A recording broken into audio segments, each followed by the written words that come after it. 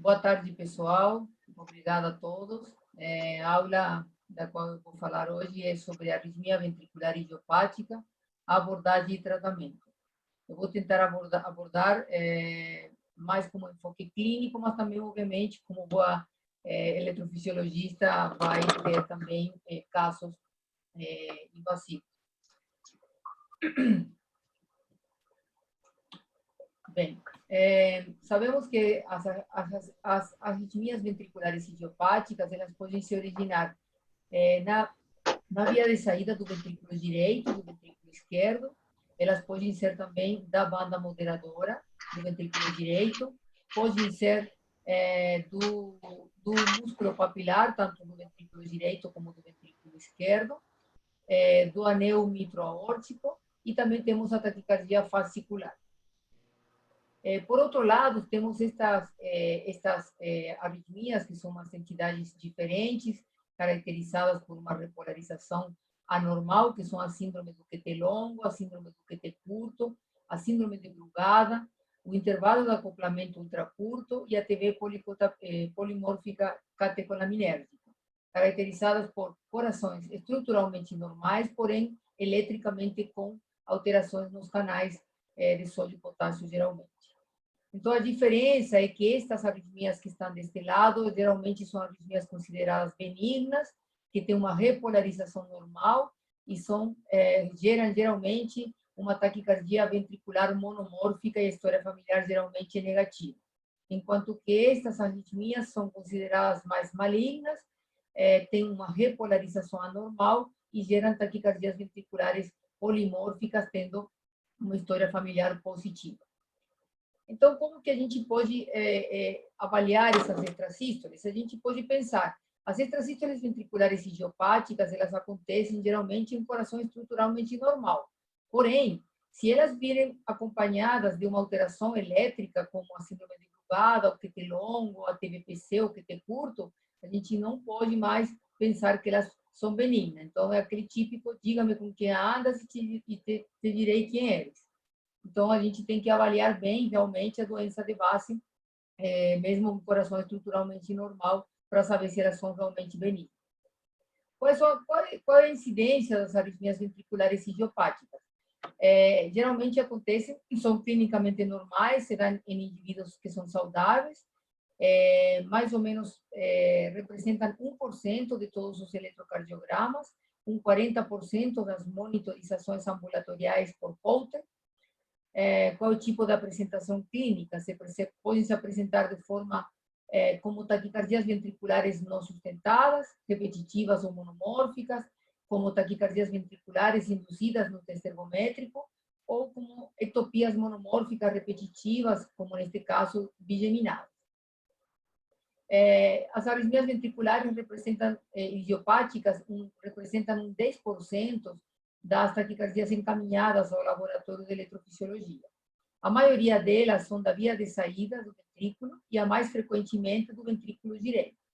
Em geral, 100% são focais, a maioria são monomórficas, geralmente são por atividade automática ou atividade deflagrada, tem geralmente um curso benigno e a ablação tem uma alta taxa de sucesso. Aqui um exemplo, que é geralmente as taquicardias ventriculares do tracto de saída do ventrículo direito, descritas inicialmente por Galavardin, são geralmente taquicardias ventriculares monomórficas, repetitivas, que estão em salvas, geralmente alternando com períodos de ritmo sinusal, como vocês podem observar nesse paciente, bem típico, a frequência cardíaca aumentada, o trem de extrasístoles e de taquicardias ventriculares bem aumentado, típico de uma taquicardia de Galavardin. Quais são os gatilhos que a gente pode ter para essas extrasístoles ventriculares? Então, devemos prestar atenção em pacientes que têm apneia do sono, pacientes que consomem muito café, o exercício às vezes também pode contribuir, o consumo de álcool, hipertensão arterial um pouco interrogada, chá preto, chá verde e o consumo de chocolates.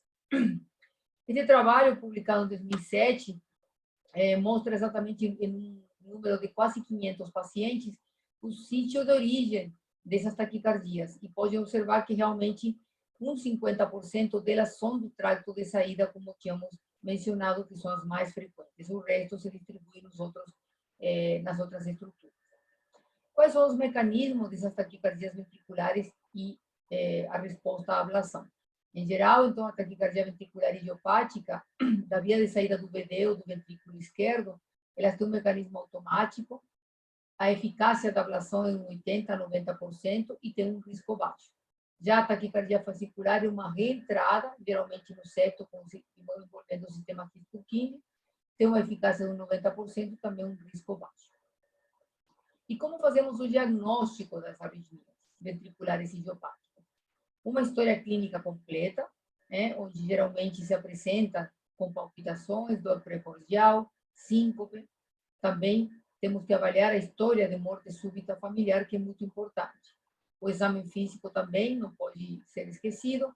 Um eletrocardiograma de 12 derivações, muito importante para poder determinar a localização. Um Holter de 24 horas, ecocardiograma, teste ergométrico e ressonância magnética cardíaca. O Holter de 24 horas é um exame muito importante para avaliar a densidade das extrasístoles ventriculares, ver o número, porcentagem do ordem de extrasístoles ventriculares, a morfologia, se são monomórficas ou polimórficas, qual é o comportamento com relação ao sono e à vigília, e a correlação dos sintomas, se realmente, enquanto está tendo arritmia, o paciente tem alguns sintomas. Às vezes, se torna um pouco difícil, realmente, fazer essa avaliação. É muito importante o Holter para poder avaliar a terapia antiarrítmica, para saber se realmente houve uma redução da densidade da arritmia, e também para ver a tolerância das drogas antiarrítmicas, saber se o paciente não fica com bradicardia, se não apresenta pausas, bloqueio atrioventriculares, o QT longo, enfim. Aqui o caso de um paciente com Holter 24 horas, com uma frequência cardíaca média de 82, e como pode observar realmente uma densidade muito grande de arritmia ventricular, 37.500 arritmias ventriculares, das quais praticamente a metade era um episódio de bigeminismo, 34% do tempo em arritmias ventriculares, e aqui mostrando a morfologia, vendo aqui um episódio de quase um bigeminismo ventricular. O teste ergométrico também é um exame muito importante, porque podemos avaliar, por exemplo, a supressão da arritmia com esforço, geralmente nos faz pensar que a arritmia pode ser realmente idiopática, sem cardiopatia, e com isso ser uma arritmia benigna. Ou, ao contrário, a intensificação, o aparecimento durante o esforço, então aí temos que realmente buscar a presença de uma cardiopatia estrutural. Aqui o exemplo de um paciente em repouso antes do teste ergométrico, em ritmo sinusal, sem arritmia, e no pico do esforço observamos como realmente começam a aparecer extrasístoles ventriculares e rajadas de taquicardia ventricular, aparentemente do trato de saída do ventricular direito. O ecocardiograma transtorácico é importante para poder avaliar a cardiopatia estrutural, saber qual é a avaliação, qual é a fração de ejeção do ventrículo esquerdo, saber se os pacientes têm disfunção, se tem alguma taquicardiopatia. Perdão, a impressora começou a imprimir sozinha. E aqui, por exemplo, o caso de um paciente com um Holter que revelou mais de 60.000 extrasístoles ventriculares, um total de 47% do tempo em arritmia ventricular. E aqui podemos observar, então, que o paciente se apresenta com uma disfunção ventricular importante, com uma dilatação mesmo do ventrículo direito, tanto na diástole como na sístole. 2 meses após a ablação, o paciente começa a recuperação da função ventricular, e 1 ano após, o paciente está com a função ventricular totalmente recuperado. Então, realmente é um exame complementar muito importante. E, por último, a ressonância magnética com realce tardio, que é fundamental para poder descartar uma cardiopatia associada. Às vezes, o ecocardiograma não consegue avaliar bem essa parte, e a ressonância complementa perfeitamente bem. Principalmente para a gente, quando pensam fazer alguma ablação, porque nos ajuda muito a saber em que lugares podemos ou não ter cicatrizes. Então, o realce tardio nos mostra fibroses, o que nos faz identificar a presença de circuitos reentrantes. Então, também temos uma importância diagnóstica para o prognóstico, já que o paciente muitas vezes quer praticar atividade física, é atleta, então com isso pode nos ajudar a definir esta parte. E também para paciente com disfunção ventricular, para poder avaliar bem a presença ou não de taquicardia ou a presença de cardiopatia primária. Aqui, um caso de um paciente com uma ressonância com um grau de taquicardia importante, com uma escara bem importante na região basal do ventrículo esquerdo. Aqui outros casos de pacientes com cicatriz, com escara na ponta do ventrículo esquerdo, aqui na parte basal, aqui na parede livre. E este sistema é muito importante, que nós temos menos um serviço, mas que foi desenvolvido por Verueso, e que mostra exatamente a ressonância magnética cardíaca 3D com um software que é o ADAS, que permite pintar de diferentes cores o tecido ventricular. Se tiver cicatriz, ele vai pintar de uma cor vermelha e verde quando tem tecido que está entre a cicatriz e o tecido normal, que seria a cor pink. Atualmente o software mudou de cores, mas neste caso, neste exemplo, a cicatriz é exatamente uma cicatriz lateral basal do ventrículo esquerdo, como pode observar aqui.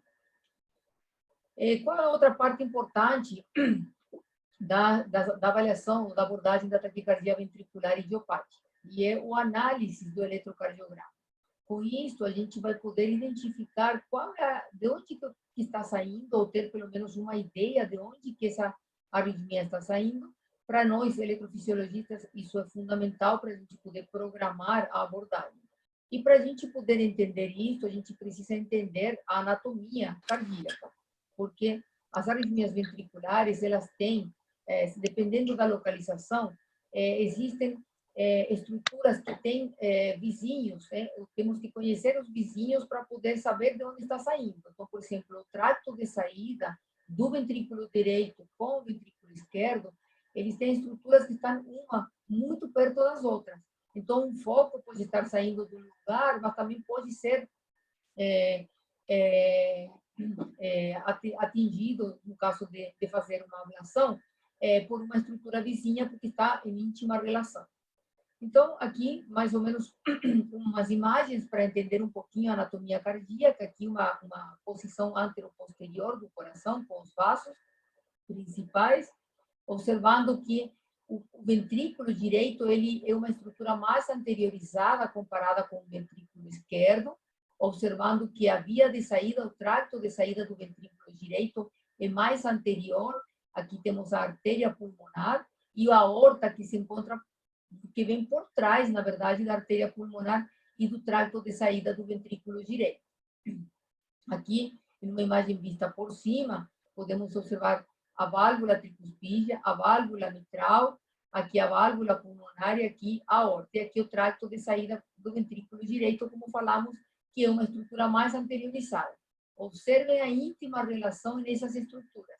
Isto aqui é o que a gente chama de tracto de saída dos ventrículos, tanto direito como esquerdo.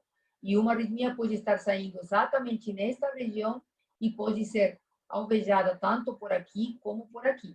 Então, isso depois a gente vai explicar um pouquinho melhor.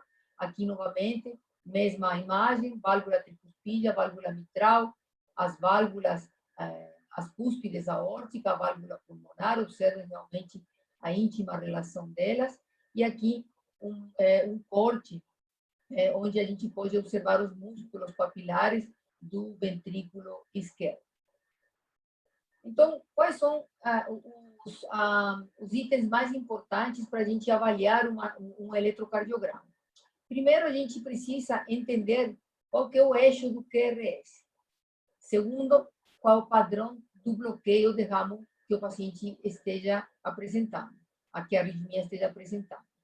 Terceiro, em que lugar do ECG acontece a transição primordial. Quer dizer, em que momento o R se torna maior, em que momento o R se torna mais alto, o R do QRS. E, por último, qual é a largura do QRS.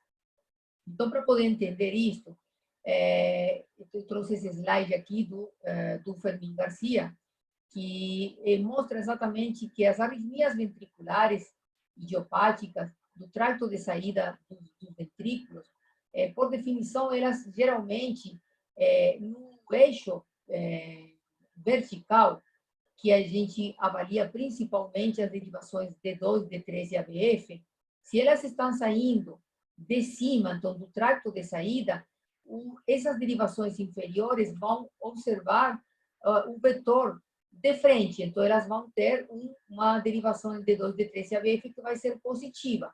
E a gente vai falar, então, que temos um eixo que é inferior. E aqui, observando que se a arritmia se produz na parte baixa, exatamente, dos ventrículos, então a ABF, ela vai ser, a D2, D3 e ABF, ela vai ser negativa, tá?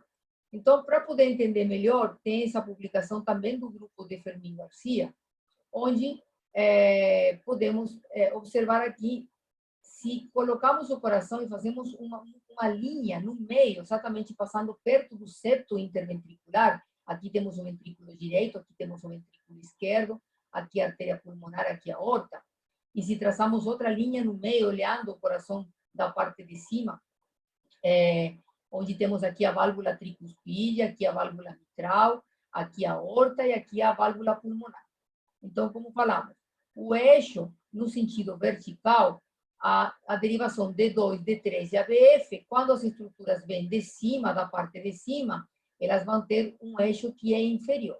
E se a gente olhar o eixo na horizontal, a derivação mais importante é exatamente D1, como observamos nessa imagem aqui. O D1 é a derivação mais importante.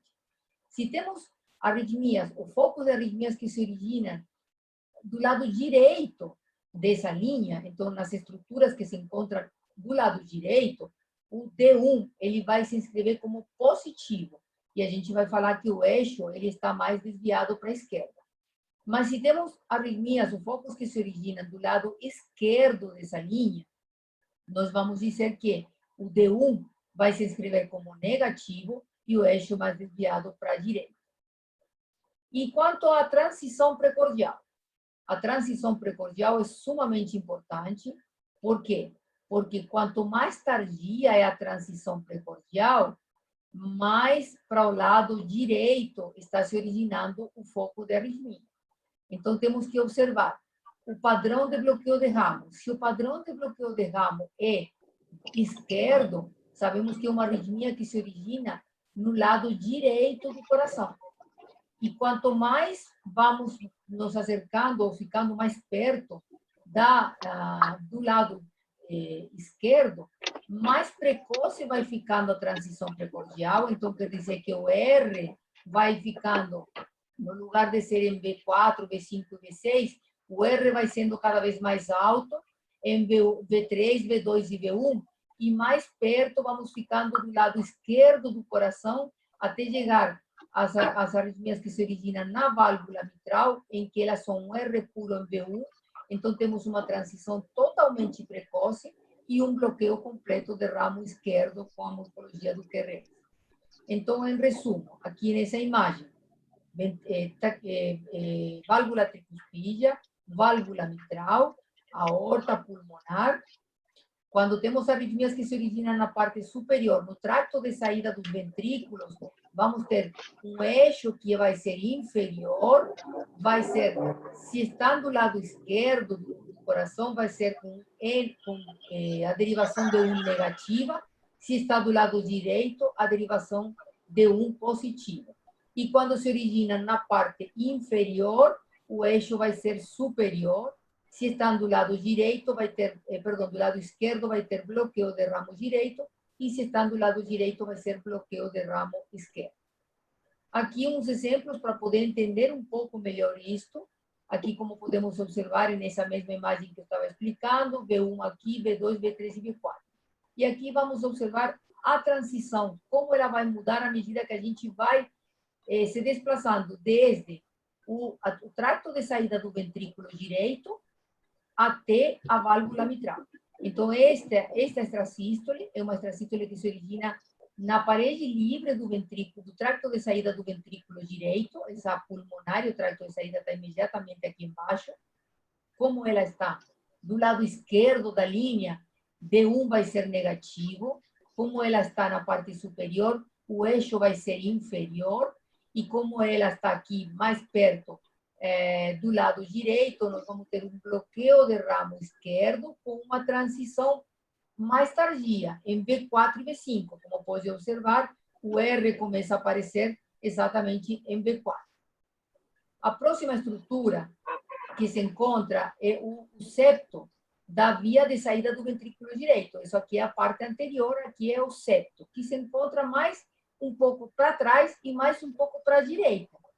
Então, o D1, como estamos mais à direita, o D1 vai ser positivo, o eixo novamente vai continuar sendo inferior, o bloqueio de ramo vai continuar sendo esquerdo, porém a transição já vai começar em V3 e V4, como podem observar aqui. O V3 já tem um R bem mais alto. A próxima estrutura é a cúspide coronária esquerda, que se encontra em íntima relação com o septo do tracto de saída do ventrículo direito. Observem aqui como realmente é apenas uma parede, e onde uma parede bem fina, onde às vezes podemos atingir arritmias que se originam nesta cúspide exatamente pelo ventrículo direito, sem necessidade de ser abordado pelo lado esquerdo.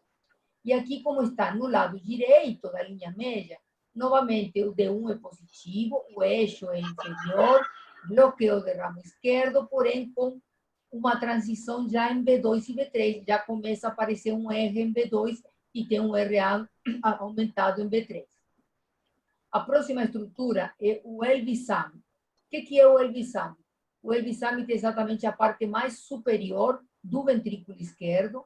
É uma estrutura que está muito relacionada a estruturas epicárdicas, ao foco de arritmias epicárdicos.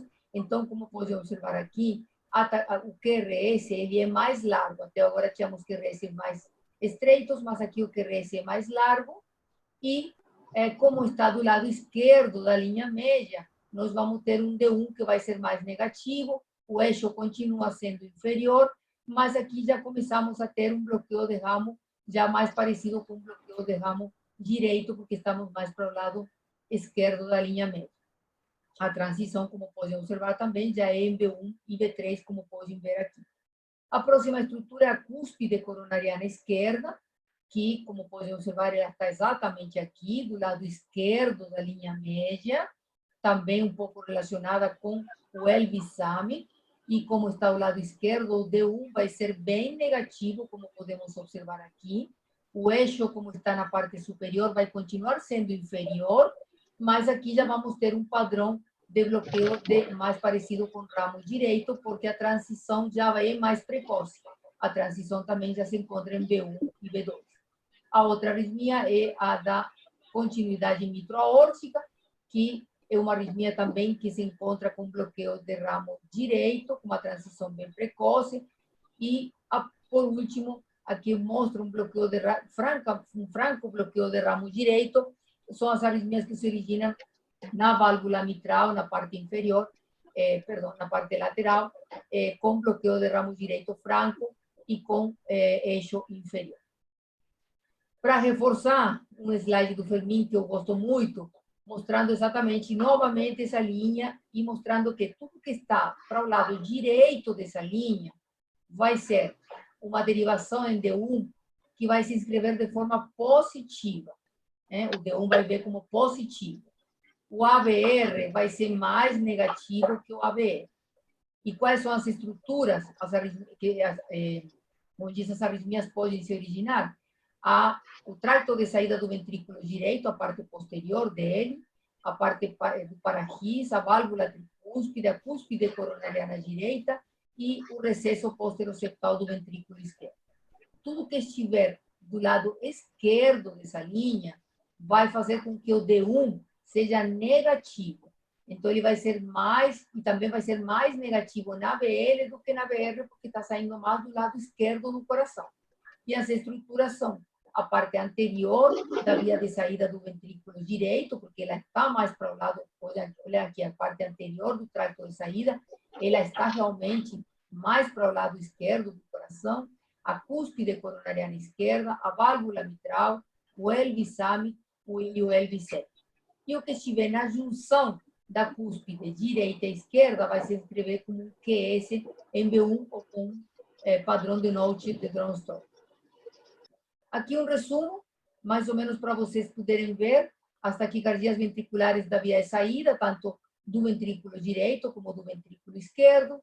Aqui as taquicardias perivalvulares, mitral e tricuspídia. As taquicardias intracavitárias da banda moderadora do ventrículo direito ou dos músculos papilares do ventrículo esquerdo. A ATV fascicular, que é a ATV reentrante, que usa o septo e o sistema quinto, e as TVs epicárdicas, que são da veia cardíaca média e da veia interventricular. Aqui um trabalho importante, publicado por Yang, mostrando também, de novo, a anatomia. Aqui pode observar, nesse corte, temos o ventrículo esquerdo com os músculos papilares, a válvula mitral, aqui as cúspides aórticas, e aqui observem a via de saída do ventrículo direito com a pulmonar.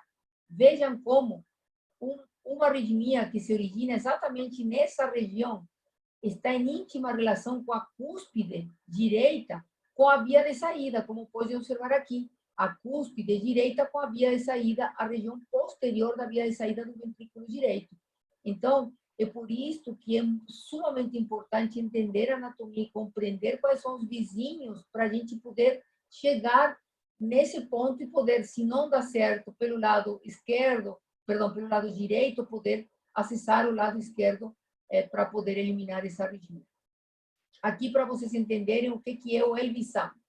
Como falei, o LV-SAM é a região mais alta do ventrículo esquerdo, é uma estrutura que exatamente está na saída da artéria coronária esquerda, como vocês podem observar aqui, saindo da aorta, e aqui é o seu coronário, a grande veia cardíaca, e aqui se transforma na veia interventricular. E aqui o LV-SAM se divide em duas regiões. Uma região que é inacessível, que a gente não consegue, se o foco de arritmia estiver aqui, é um foco geralmente epicárdico, a gente não consegue chegar nele. E essa região aqui, que é a região acessível, que é a região que a gente pode chegar, seja pelo teto, de forma endocárdica, por via aórtica retrógrada, entrando com o catéter, fazendo uma curva e nos apoiando exatamente aqui nessa região, ou seja, através da grande veia cardíaca ou da interventricular. Temos que tomar muito cuidado aqui quando vamos ablacionar arritmias que são da região anterior do tracto de saída do ventrículo direito com a descendente anterior. Observem como a artéria ela passa muito perto dessa região, e se estivermos em uma região muito alta, a chance de a gente atingir a artéria é importante, grande, perdão. Aqui, novamente, para ressaltar exatamente, aqui, para ressaltar novamente a transição, onde que se origina. Quando estamos, então, aqui no tracto de saída do ventrículo direito, mais na região posterior ou anterior, nós temos uma transição que é bem tardia, como pode observar aqui em V4. Já quando vamos ficando mais para o lado esquerdo, a transição vai aparecendo já em B3, em B2. Quando estamos mais para trás, já perto do LV-SAM, já começa a aparecer em B1 e B2. E quando chegamos à veia cardíaca média ou anel mitral, já temos uma transição já bem com bloqueio de ramo direito total, então a transição é bem precoce. Como vem aqui, quanto mais tardia a transição, o padrão de bloqueio de ramo esquerdo, quanto mais precoce é de bloqueio de ramo direito. E aqui, para poder entender quais são os critérios para saber se uma arritmia, uma extrasístole ou uma taquicardia são de origem epicárdica. Temos 3 critérios mais importantes, publicados em 2004 por Verueso. Um é o pseudodelta, que é quando é maior a 34 milissegundos, tem uma chance maior de ser uma arritmia epicárdica. E o que é o pseudodelta? É o início do QRS até essa parte inicial empastada que tem a onda R. Então, até aqui, como vocês podem observar aqui em B3 e B4, Esse início pequeno a gente mede, se tem mais de 34 milissegundos, falamos que é a favor de ser uma arritmia epicárdica. O índice de deflexão intrínsecoide, que é, se é maior a 85, também fala a favor de uma taquicardia epicárdica, e ele se mede desde o início do QRS até o nagir da onda R, e o intervalo RS, que vai do início do QRS até o nagir da onda S, que é maior, se é maior a 121 milissegundos, está falando a favor de ser uma taquicardia epicárdica. E, por fim, então, como tratamos as arritmias ventriculares idiopáticas? Qual é a abordagem do tratamento? Então, temos dois tipos. Um é o farmacológico e outro é a ablação por catéter. Quais são os pacientes que devemos tratar? Então, podemos ter pacientes que são assintomáticos e que não têm disfunção ventricular. Esses pacientes podem ficar sem tratamento e devemos, sim, observar quando eles têm extracístoles ventriculares com uma densidade muito alta, mais de 10 a 20%, temos que monitorizar a função ventricular. E temos que reduzir tudo que possa estimular todos aqueles gatilhos que eu já mencionei no outro slide. Nos pacientes que são sintomáticos, devemos iniciar um tratamento farmacológico que podem ser beta-bloqueadores, bloqueantes dos canais de cálcio, propafenona, amiodarona, no caso do paciente ter uma disfunção ventricular, e a utilização do magnésio. Esse trabalho, publicado por nosso grupo, demonstra exatamente a utilização do magnésio, como reduz realmente a densidade das extrasístoles e dos sintomas após a administração de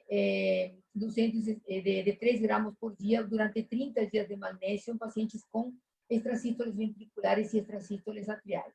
Um trabalho duplo cego, randomizado, e observem aqui como realmente existe uma densidade importante das arritmias em pacientes comparados com o grupo placebo, em pacientes que tomavam magnésio, e aqui também o mesmo gráfico mostrando a diferença a favor da utilização do magnésio. E aqui um resumo de vários autores que publicaram sobre arritmias ventriculares e a presença de taquicardiomepatia ou disfunção ectópica induzida.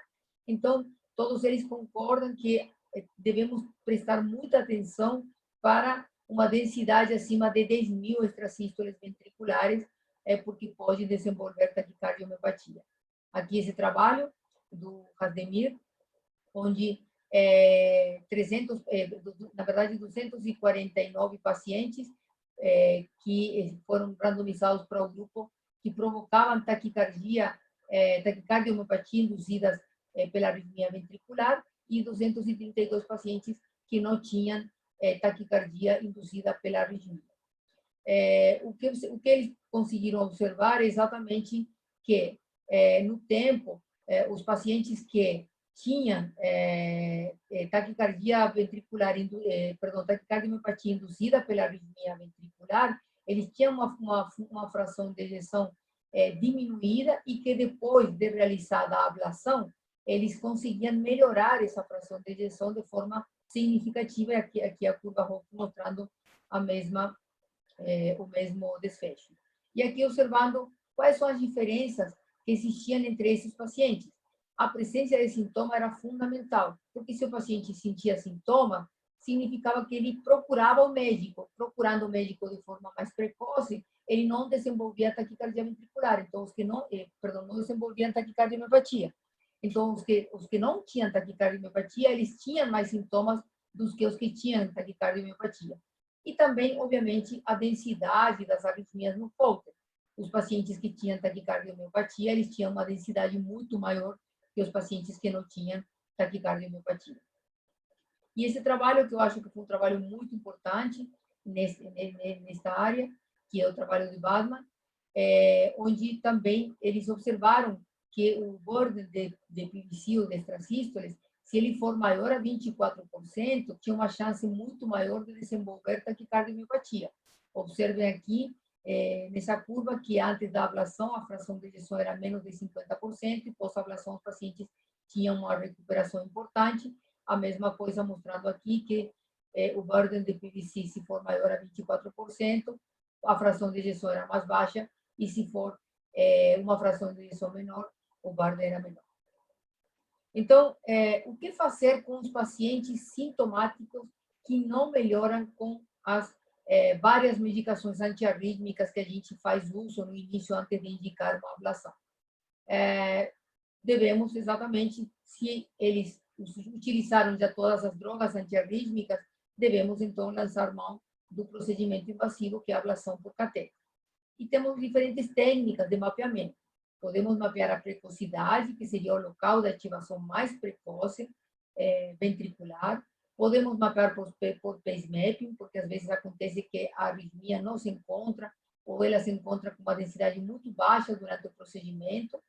Podemos, obviamente, o gold standard seria utilizar um mapeamento eletroanatômico para poder identificar melhor as estruturas, e também a utilização do ecocardiograma intracardíaco é fundamental nesse tipo de arritmias, porque nos ajuda a entender melhor as estruturas cardíacas e a localização e as estruturas vizinhas que podemos alvejar se não dá certo por um lado ou por outro. Quais são as limitações da ablação? Como eu já disse, o desaparecimento da atividade ectópica pós-sedação é muito comum acontecer, e aí então temos que fazer pace mapping, e a proximidade com estruturas como a coronária, que isso pode também levar a que a gente não possa realizar a ablação por catéter. Aqui um caso nosso, de um paciente com uma extrasístole de via de saída de ventrículo direito. Observem aqui esse um mapa eletroanatômico com o sistema CARTO. Isto aqui é a via de saída do ventrículo direito, isto aqui é o seio coronário, aqui é a grã veia cardíaca, que a gente chama de GSV. Tudo que está em cor vermelho é o lugar onde mais precoce se encontrava a arritmia. Aqui pode observar que ele está girando e mostrando de forma tridimensional o local onde a gente fez a ablação. A extrasístole, como podem ver, é negativa em D1, então ela está mais na parede anterior da via de saída do ventrículo direito. Ela é positiva na derivação inferior, então ela tem um eixo inferior, e ela tem um bloqueio de ramo esquerdo com uma transição um pouquinho mais precoce, mas é uma taquicardia que foi ablacionada com sucesso exatamente nessa região. E observe a íntima relação da grã veia cardíaca com a via de saída anterior do ventrículo direito. Este aqui é outro caso nosso também, já utilizando o eco intracardíaco. Aqui a reconstrução tridimensional foi realizada pelo eco intracardíaco mesmo. Observem essa arritmia, é positiva em D1, mas aqui, que tem de diferente com a maioria das que a gente viu? Que o eixo é superior, ela é negativa na parede inferior. Então, uma arritmia que está saindo exatamente debaixo das estruturas que estão na parte inferior. E temos que a arritmia tem um bloqueio de ramo esquerdo, com uma transição bem precoce. E aí, então, podemos observar que é uma arritmia que se origina do recesso posteroseptal do ventrículo esquerdo, bem perto do septo, na região inferior, perto do seu coronário.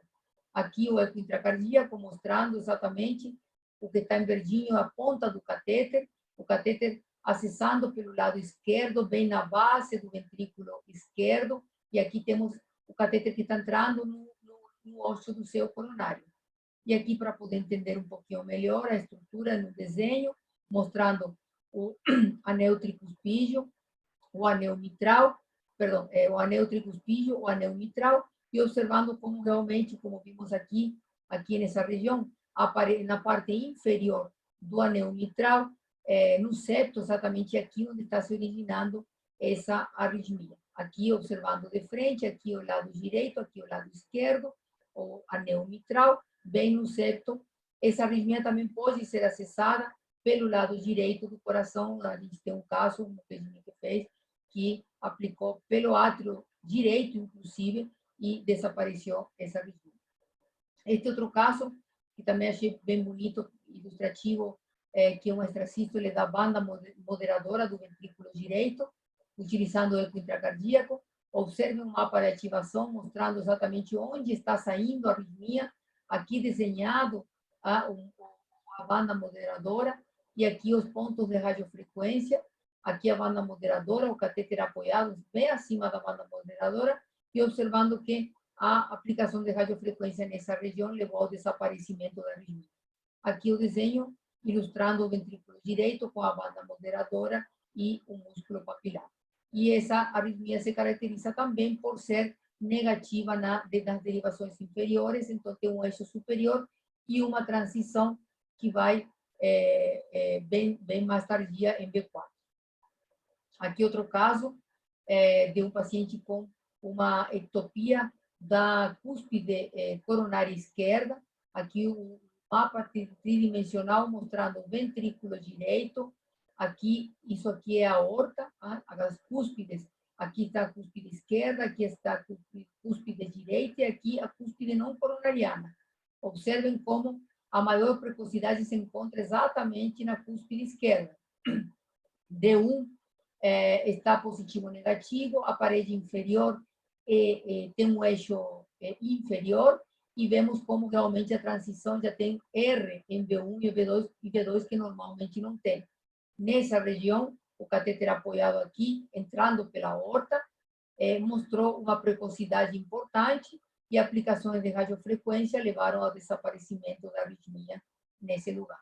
O que nós temos que levar em consideração, e é muito importante na aplicação da aorta, perto das cúspides, tanto direita como esquerda, é exatamente a presença das coronárias. Então, devemos realizar uma injeção nas coronárias, ou no caso de utilizar o ecocardiograma intracardíaco, é possível, e é por isso que é muito importante a utilização dessa ferramenta, poder observar se estamos perto ou não da coronária, da saída da alta coronária esquerda, perto da ablação por catéter. Aqui, como podem observar, o eco intracardíaco mostrando as cúspides e observando se estamos perto ou não realmente da ablação. Então, a gente aqui vê que pode realizar a ablação com segurança, porque estamos longe da saída da coronária esquerda. E esse caso aqui também é um caso muito interessante de um paciente meu com taquicardia ventricular de músculo posteroseptal medial. O paciente já tinha sido submetido 2 vezes a uma ablação por catéter. Observem o eletrocardiograma, bloqueio de ramo direito, com BDAS e com um eixo superior, típico de músculo papilar, e também até poderia fazer uma taquicardia particular, mas já vamos, em outro slide, vou mostrar a diferenciação. E aí decidimos fazer uma ressonância, porque o paciente tinha recorrência, mesmo apesar do sucesso das 2 outras ablações. E na ressonância conseguimos observar a presença do músculo papilar, que ele está bem branco, porém é um músculo papilar grande que ainda tem tecido para ser eliminado. Então, aqui a indução novamente da taquicardia ventricular durante o estudo eletrofisiológico, aqui com o eco intracardíaco realizado a reconstrução do ventrículo esquerdo, da aorta, aqui tem as cúspides, o catéter entrando via aórtica retrógrada, aqui o músculo papilar posteromedial, aqui o antero superior, o lateral, e observem como exatamente nesta região nós encontramos uma precocidade bem importante e a aplicação de radiofrequência nessa região, aqui o eco intracardíaco mostrando exatamente como o catéter está bem apoiado na base, na ponta do músculo papilar. Observem aqui a liberação de radiofrequência, o verdinho que aparece aqui é a ponta do catéter, e é por isso que é fundamental para a ablação desse tipo de arritmias termos o eco intracardíaco, já que é uma estrutura que se mexe muito, e a gente às vezes pode não se apoiar bem. Observem aqui, daqui a pouquinho vocês vão ver como vai ficando cada vez mais branco, isso é a aplicação de radiofrequência, que vai cauterizando, vai queimando, e com isso leva à eliminação. Olha aqui como libera bastantes bolhas, olha como ficou branco o músculo, bem branco, significa que estamos eliminando o tecido, e o paciente até hoje, já passaram mais de 6 meses, ele sempre recorria antes dos 6 meses, já se passaram 6 meses e o paciente ainda está sem recorrência da taquicardia. Aqui aplicamos com 70 vatios, não tínhamos feito até esse momento aplicações com tanta potência, 70 vatios por quase 10 segundos, aí tem que tomar muito cuidado, e fazer isso apenas com eco intracardíaco, porque pode gerar steam-pop. Podemos realmente provocar uma lesão muito importante, que inclusive possa comprometer a válvula mitral por causa do músculo papilar. E, por último, vamos falar das taquicardias fasciculares. Aqui temos uma taquicardia, uma morfologia típica de uma taquicardia fascicular, que é bloqueio de ramo direito, a presença de RS em B5 e B6, BDAS, D1 e ABL negativo. Essa é a taquicardia fascicular, ou verapamil sensível, mais comum. E também temos a outra que utiliza o outro fascículo, que é incomum, onde o eixo é um eixo inferior. E quais são, como que é a taquicardia verapamil sensível fascicular? Ela é uma macro-reentrada que utiliza uma via anterógrada com condução lenta, como vocês podem observar aqui, uma via anterógrada que é o falso tendão com uma condução lenta, e uma via retrógrada, que é a parte mais septal, onde está o sistema do fascículo posterior e o sistema de Purkinje.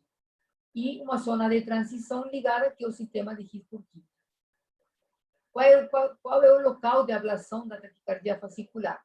Podemos alvejar os potenciais diastólicos, o P1, como esse que seria o braço anterógrado da taquicardia, ou o P2, que seria o potencial de Purkinje precedendo a ativação, que seria, neste caso, o braço retrógrado, ou podemos fazer pacemapping quando a gente não consegue induzir a taquicardia, que isso também pode acontecer. Quais são os problemas? Que podemos, durante a manipulação, ter um bloqueio mecânico, que pode acontecer nos 60% dos casos, e não conseguimos provocar arritmia, e aí teríamos que fazer por pacemapping, ou se estamos utilizando um mapeamento eletroanatômico, vamos a desenhar o ventrículo esquerdo, vamos procurar desenhar os fascículos, tanto posterior como antero-superior, e aí fazemos uma linha de ablação no fascículo posterior inferior. A solução, como acabei de mencionar, então, seria o mapeamento durante o ritmo sinusal. E a ablação pode ser focal, ou podemos fazer uma ablação linear, como falei, atravessando o fascículo para tentar interromper essa reentrada.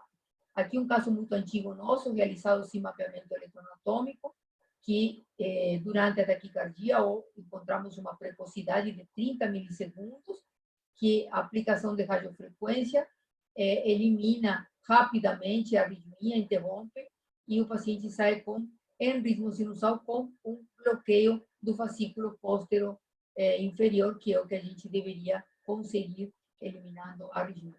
Aqui já é um caso mais recente nosso, uma taquicardia fascicular com mapeamento eletroanatômico, sistema Carto. Isto aqui é o ventrículo esquerdo, normal, tudo que é em cor pink é tecido normal. Aqui é a aorta, e aqui desenhamos o fascículo póstero inferior, aqui o fascículo antero superior, e esse caso, esse paciente tinha um fascículo intermediário, que pode acontecer algumas vezes. Aqui, durante a taquicardia, que conseguimos induzir, que conseguimos fazer um mapa de ativação, observem que a região mais precoce, que é a cor vermelha, se encontra exatamente na região aqui do fascículo posterior, quase perto do fascículo medial.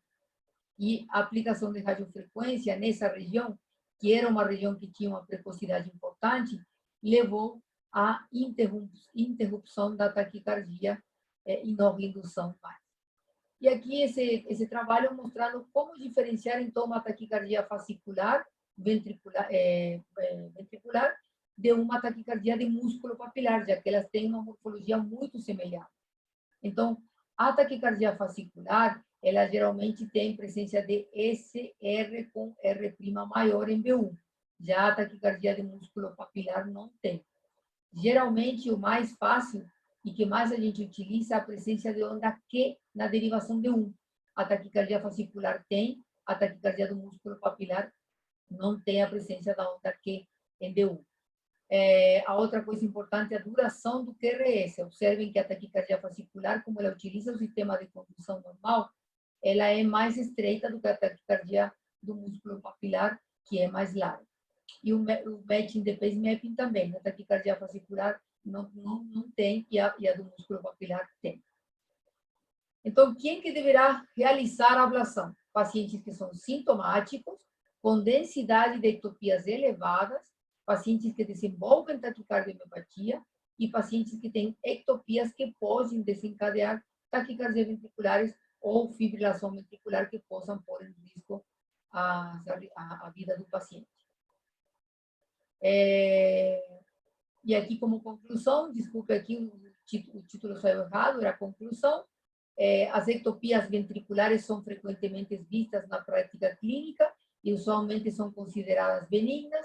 A presença de doença estrutural cardíaca deve ser descartada e, se estiverem ausentes, indicam que temos um bom prognóstico.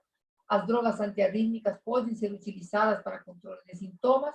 Os pacientes com um burden de extracistolias ventriculares maior a 10.000 podem desenvolver taquicardiomiopatía, então atenção com esses pacientes, devem fazer um controle regular com Holter, e se desenvolverem, devem ser submetidos à ablação por catéter, e a ablação por catéter tem uma alta taxa de sucesso. Obrigada.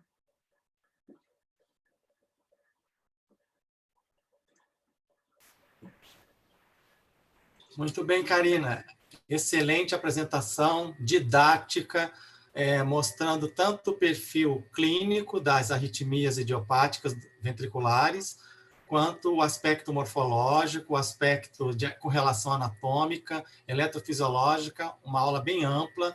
Eu quero parabenizá-la, as imagens extremamente didáticas. Eu, como clínico, consegui entender perfeitamente tudo que você estava falando e só tenho que te parabenizar. Você já está recebendo aqui vários nos chats parabéns aqui de muita gente, tá? O Alejandro, o Oscar Ozeroff já estão lhe agradecendo pela aula, pela didática, e eu estou deixando aberto para perguntas. Hoje eu não vou perguntar, eu tenho até algumas aqui, mas eu quero saber se há perguntas, né, questionamentos sobre a sua aula, e vamos aproveitar que a Karina realmente, eu sei que é uma coisa muito close to her heart, arritmias ventriculares idiopáticas.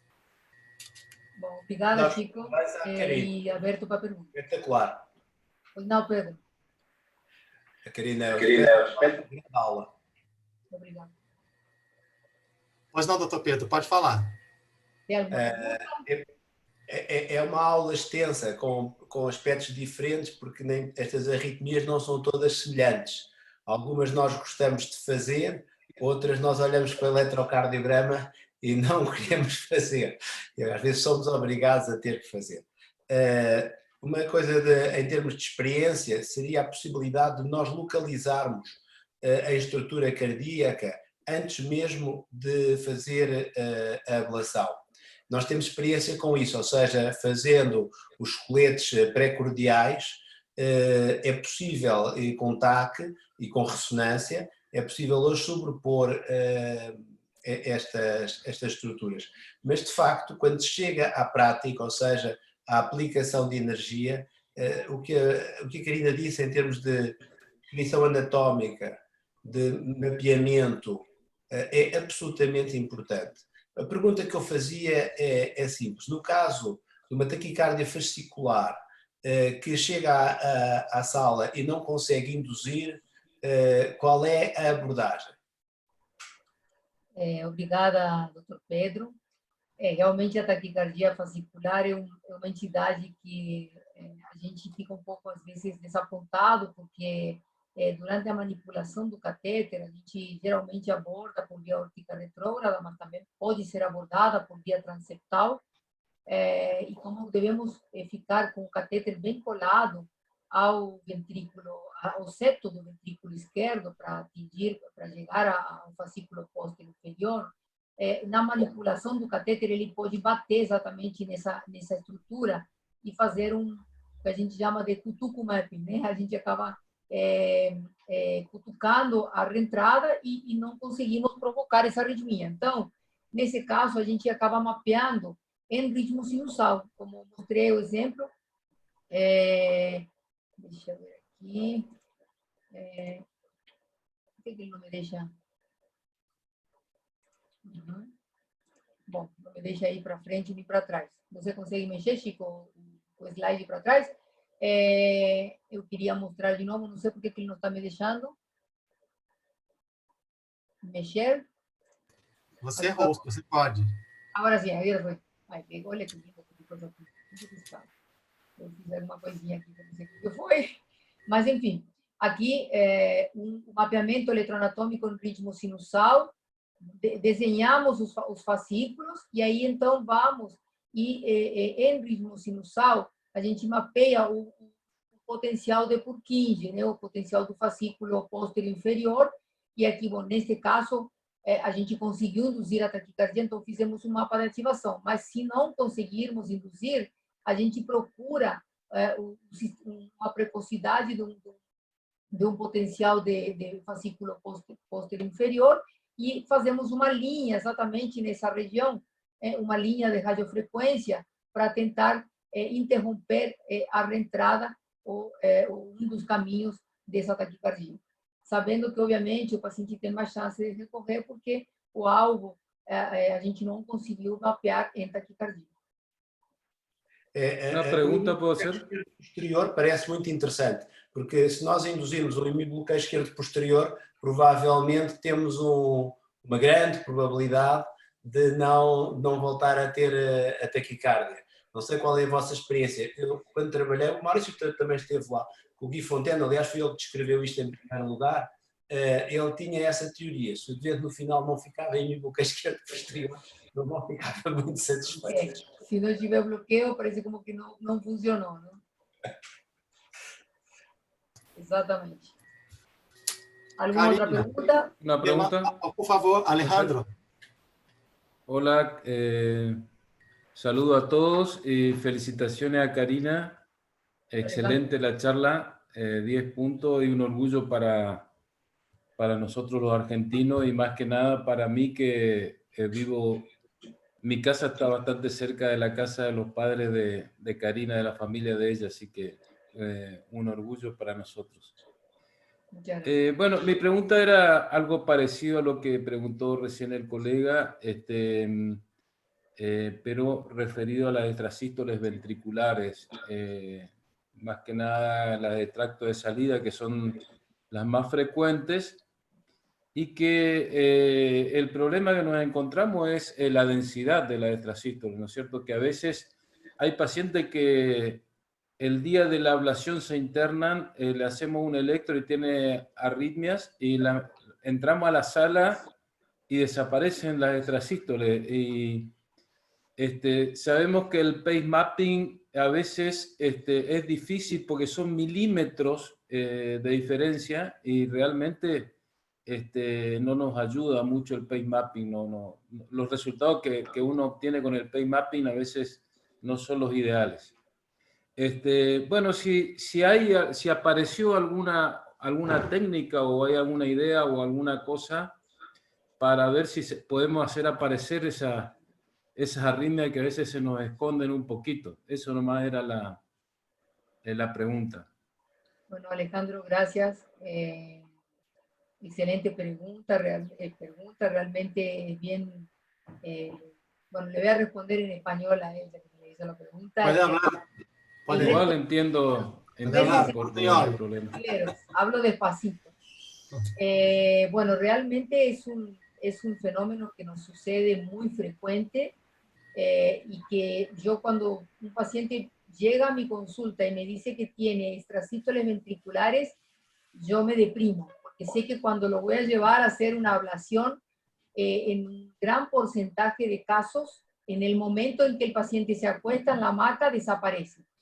Principalmente es una arritmia que se influencia mucho con los sedativos, con midazolam, con fentanilo. El propofol es un medicamento que lo podemos utilizar, es el que menos influencia en disminuir la densidad. Pero muchas veces empezamos, entonces lo que nosotros hacemos es empezar el examen con el paciente despierto. Intentamos no hacer ningún tipo de sedación, solamente una anestesia local con poca lidocaína, porque a veces hasta la propia lidocaína interfiere. Y utilizamos isoproterenol. Generalmente el isoproterenol suele activar un poco los focos, pero muchas veces no conseguimos. La otra también hacemos una estimulación ventricular, a veces con estimulación ventricular licitamos un poco la actividad de ese foco extrasistólico. Y bueno, cuando nada de eso funciona, lanzamos manos del pace mapping, que como tú lo has dicho, el mayor problema en el tracto de salida es que las estructuras están uno muy cerca de la otra, entonces un pace mapping realizado, por ejemplo, en la pared posterior del tracto de salida del ventrículo derecho, puede capturar estructuras que están en el otro lado, en la cúspide. Entonces realmente el pace mapping en esa región no sirve mucho y no nos ayuda. Entonces, ahí la cosa se complica, muchas veces hacemos ablación empírica, nos guiamos por el electrocardiograma, dónde estaba, tanto el sistema CARTO como INSAIT tienen un software que es el del sistema PASO, que es como si fuese una especie de pace mapping, y que permite más o menos ver si el match de la extrasístole que estamos estimulando se encuentra arriba del 90% para decir que podemos llegar a tener un éxito en la ablación. Muito bem, Karina. Gracias. Essa é uma escola, lembrar que todos nós que estamos aqui temos uma escola que foi o professor Eduardo Sousa, argentino também, e por isso todos que têm aqui têm uma formação que deve a ele todo o início da carreira aqui de eletrofisiologia. E é um prazer também estar com os colegas argentinos, porque nos dá uma sensação de saudade em português, nostalgia, e é muito gostoso ouvi-los. Inclusive, Karina, o doutor Oscar Ozeroff, ele coloca em espanhol aqui que hay que hacer enojar el paciente para que aparezca su extrasistolia. Ah, eso también yo hago. Yo lo que suelo decirle cuando es hombre, le digo, tu mujer está afuera con tu tarjeta de crédito. A mulher está fora com seu cartão de crédito. Você já checou sua conta? Eu tento estimular. Aí a extrasistolia aparece. Aí às vezes consigo.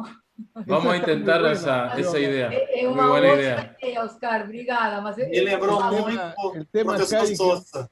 cuando un paciente nos escuchó puteando, se puso nervioso y empareció el extrasístole. Sí, hay que intentar todo, hay que intentar de todo. Un abrazo grande a todos, ¿sí?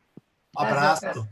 E lembrar que a gente tem, né, Karina, a nossa experiência que você já colocou, nos casos em que não dão certo, a gente já teve alguns casos que a gente faz uma impregnação com magnésio por via oral, e é surpreendente que alguns pacientes resolvem muito bem, mas 30% ao longo do follow-up do segmento, nós temos essa outra segunda observação, apresentam recorrência e tem que refazer ou magnésio ou tentar uma nova ablação. Então, a gente, às vezes, apela para o uso de magnésio por via oral. O Rodrigo tem uma pergunta também. Rodrigo, você quer falar, perguntar? Rodrigo Kucheski. Aqui diz uma dúvida quanto à especificidade do teste ergométrico para predizer se a arritmia ventricular é secundária à cardiopatia estrutural ou idiopática. Sim, podemos usar essa informação de maneira confiável para o diagnóstico diferencial. É porque eu coloquei isso. Bom, realmente, Rodrigo, não é exatamente como todo exame, não é 100% específico de dizer que se elimina ou se diminui durante o esforço, não vai ter cardiopatia, e se piora, vai ter cardiopatia.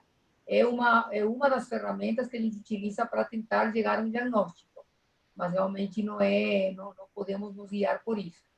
Você tem alguma coisa para acrescentar, Francisco, sobre isso? Lembrar que a doutora Sávia deu a aula de cardiologia do esporte, e às vezes as informações elas podem ficar confusas para quem está olhando, né? Então, se não há cardiopatia estrutural, se desaparece com esforço, mesmo pela recomendação de Bethesda, esse atleta, esse paciente, ele é considerado como coração normal e é liberado para atividade física. Porém, medicina nada é exato. Eu tenho certeza que todos que têm aqui devem ter exemplos assim, pequenos, mas existem em suas vidas, de vias de saída que você jurava que eram idiopáticas, mas com a evolução clínica, às vezes começam a ter arritmias mais malignas e mais fatais.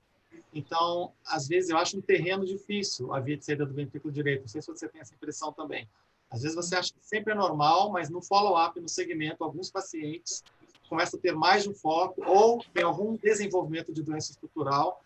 Então, acho que a gente não pode abandonar, mesmo aparentemente sendo um paciente bom prognóstico, é importante não afastar o segmento, ou seja, não deixar de seguir esse paciente. Eu acho que, pelo menos, uma avaliação anual é importante. Oi, Karina. Está me escutando, Karina? Doutor Nemer, teste ergométrico, por favor. Oi, Karina. Oi, tudo bem, Nemer? Como vai? Desculpa.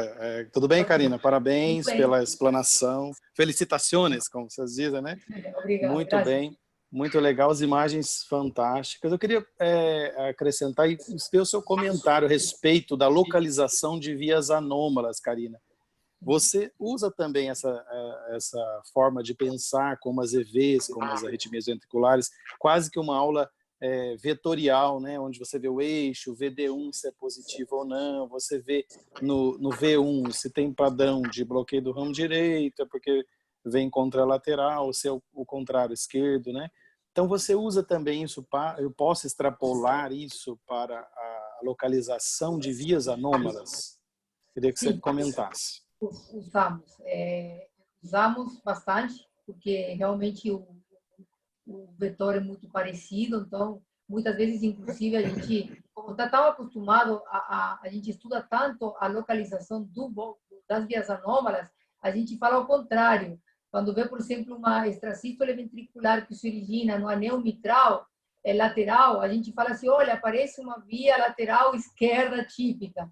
Então, realmente utilizamos, é bastante parecida para então, você entender quando vê uma via anômala, é muito parecido a um foco que está se originando na região similar. Perfeito. Doutor Iremar tem uma pergunta também, o Iremar, lá de Pernambuco. Bem-vindo. Opa. Ele quer perguntar sobre a extrasístole de Summit. Oi, Karina, boa tarde a todos, né? Primeiramente, aula maravilhosa, muito boa, estou acompanhando aqui desde o começo. Karina, a pergunta que eu tenho é a respeito das extrasístoles do Summit, em que nem sempre se consegue um potencial com precocidade boa.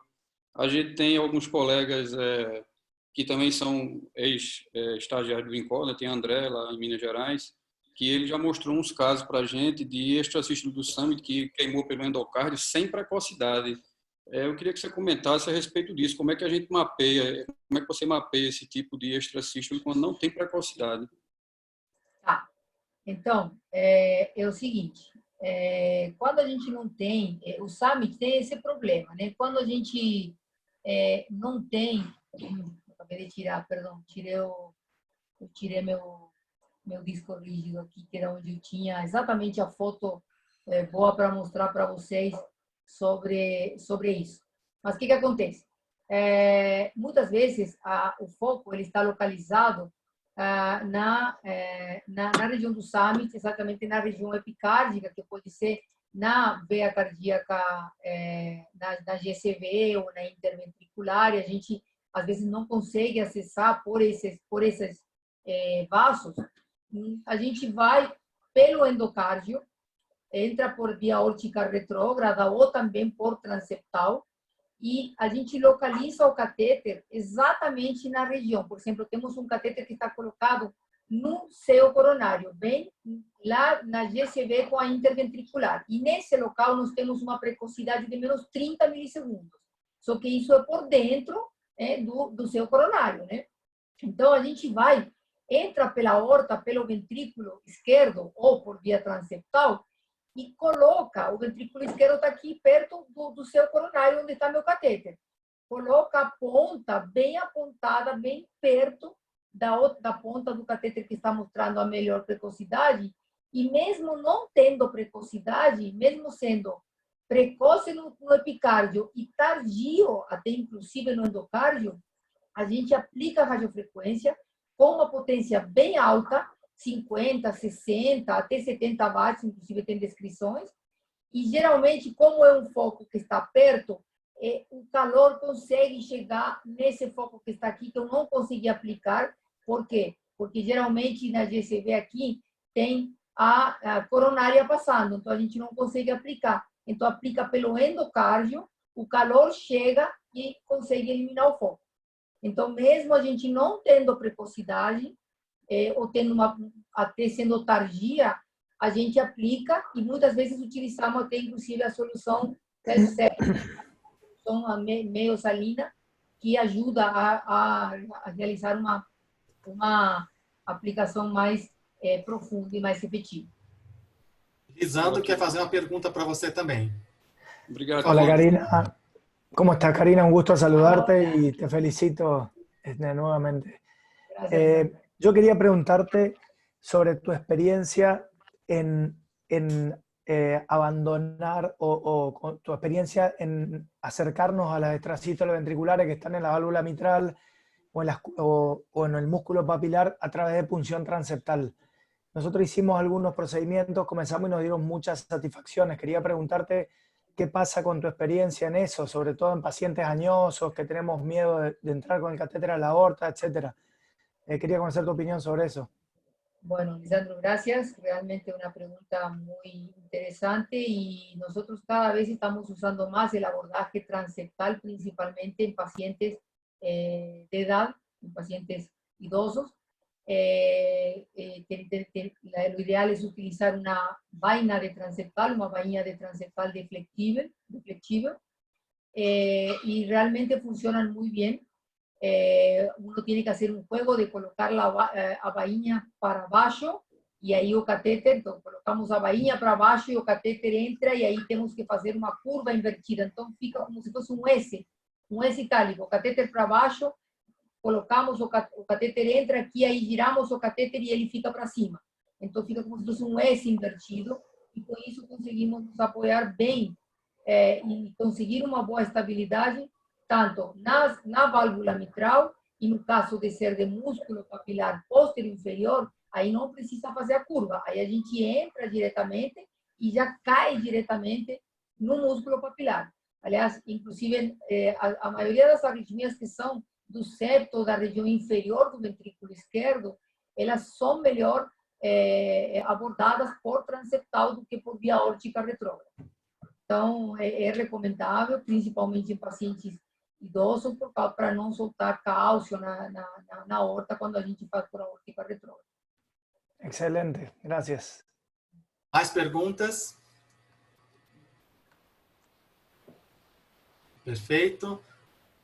Ninguém mais? Quinta-feira, lunes, martes, miércoles, viernes? Não, quinta-feira.